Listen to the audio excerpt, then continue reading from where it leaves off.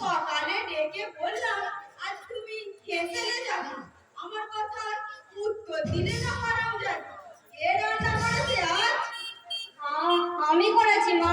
তুমি করেছো? কেন করেছো? আমি তোমাকে বলিনি আজ বড় বউ হেসেলে যাবে? কি হলো বলিনি? তুমি হেসেলে যাবে না? বলেছেন মা। তাহলে আমি দিদিকে ডাকতে গেলাম, ঘরের দরজা বন্ধ, সাড়া দিলে না। তখন বাধ্য হয়ে নিজে ঘরের দরজা বন্ধ কেন? সে তো যেদিন থেকে এসেছে যখনই গেছি তখনই দেখছি ঘরের দরজা বন্ধ। পাগলাটাকে দিয়ে কি করে ঘরের মধ্যে ঈশ্বরই জানে। কেউ করে? হ্যাঁ মা, সমস্ত দিন অন্ধকার ঘর, সারা শব্দ পাওয়া যায় না। আমার মনে হয় টুকটাক করে। টুকটাক? ডাকিনি বিদ্যা জানে ওর মা। ওর বাবাকে তো ফেরা বানিয়ে রেখেছে। আমার মনে হয় তন্ত্রমন্ত্রের সাধনা করছে ওইকে নিয়ে। খেতেও বেরোয় না? না না, আশ্চর্য কাণ্ড। তাহলে ভাবছি কি? স্টোভটা নিয়ে গেছে, তাতেই সেদ্ধ ভাত করে খাচ্ছে বোধহয়। চাল ডাল ঘর থেকেই নিয়েছে, তাহলে পাবে কোথায়? এতদিন তোমরা আমাকে জানাওনি কেন? কি ভেবেছে শয়তানি? নেলি যা তো এক্ষুনি গিয়ে শয়তানিকে ডেকে নিয়ে আয়। বলবি আমি ডেকেছি, আসুক। ওকে আজ এমন শিক্ষা দেব জীবনেও ভুলতে পারবে না। মুখের কথায় সায়স্ত হবে না। পুরো ঝেঁটাটা কাছে এনে রাখো। দরকার হলে প্রয়োগ করতে হবে। বলবি এক্ষুনি ডেকেছি। তোমাকে সব কথা বলিনি ভাই। কি মাঝির কিবু কিবু বলে পাড়ার মস্তের ছেলেদের থেকে আরো বলাই দেবো। আমি আবার গিয়ে পুলিশের কাছে খবর দিলাম, কিন্তু পুলিশ তো আসেনি। বলো যা, আসবে কি? দুর্গার বাপকে ডেকে শাস্তি দিয়েছে কিনা? এরা ভোট পাঠিয়েছে না, পঞ্চায়েতদের মারবে। গায়ে হাতটা দিয়ে দেখতো একবার, বুঝিয়ে দিতাম কত ধানে কত চাল। আপনি আপনি তো বিয়েতে যাননি মা। তুমি থামো বাছা। আমি না গেলেও যাদেরকে পাঠিয়েছিলাম তারা মস্তান পার্টি ছিল। কোন শব্দটি বললে মাটির সঙ্গে মিশিয়ে দিয়ে আসতো। মা, আমাকে দেখেছেন? সারাদিন ঘরের দরজা বন্ধ করে কি করো? সেটা আমার ব্যক্তিগত ব্যাপার, আমি আপনাকে কৈফিয়ত দিতে বাধ্য নই। সকালে তোমাকে রান্নাঘরে যেতে বলেছিলাম। বলেছিলে? যাওনি কেন রান্না করতে? রাঁধুনি নই বলে? ওকে আমি আজ বটি দিয়ে কাটবো। ছোট লোক, শয়তানের বাচ্চা। তুই কি ভেবেছিস আমার সব নিয়ে গিয়ে আলাদা রান্না করে খাবি? শিগগিরই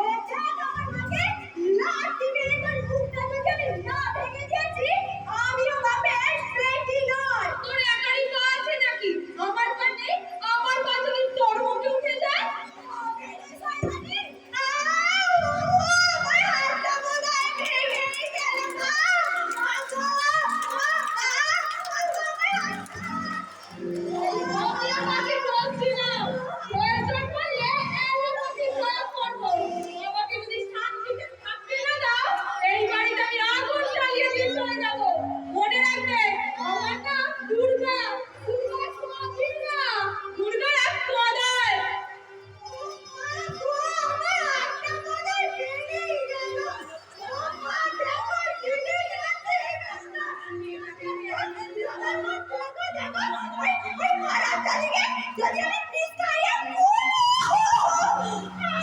হাতটা ফেটে গেল মা। ডাক্তারের কাছে জানো খালি এখানে দাঁড়িয়ে কাঁদলে যন্ত্রণার উপশম হবে না। কি অলক্ষী ঘরে আনলাম গো। আসুন তোর বাপ, এর একটা প্রতিবিধান যদি আমি না করেছি, আমার নাম সুপ্রকাশ সরকার নয়। গেলি ডাক্তারের কাছে?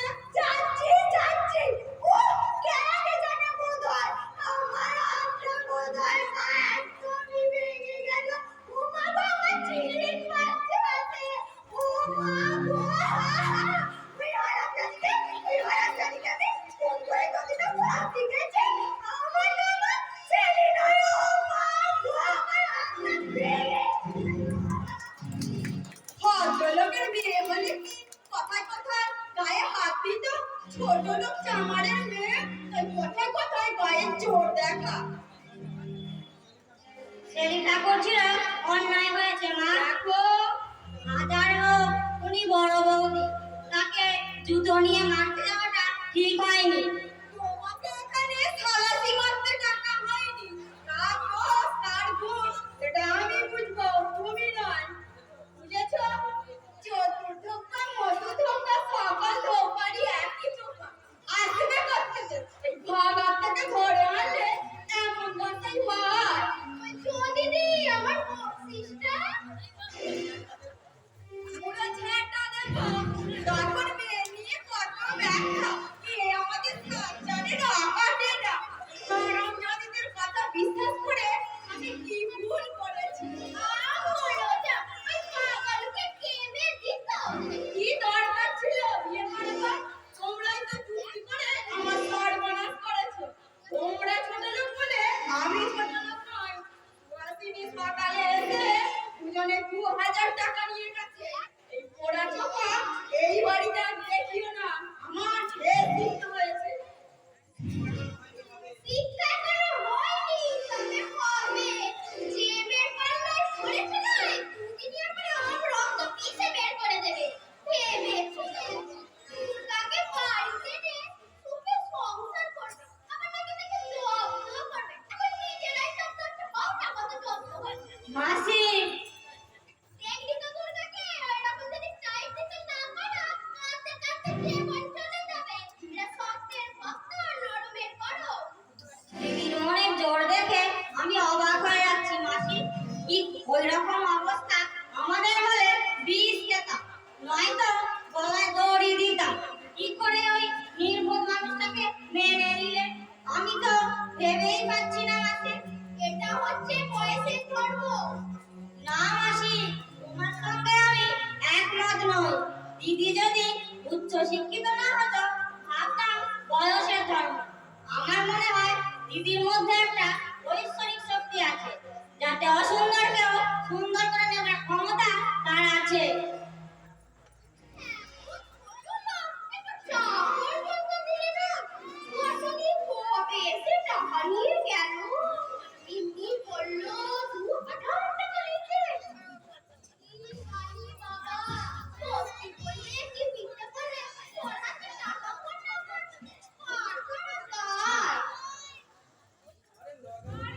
লোক আসছে, কখন এলে? বেলা 12টা।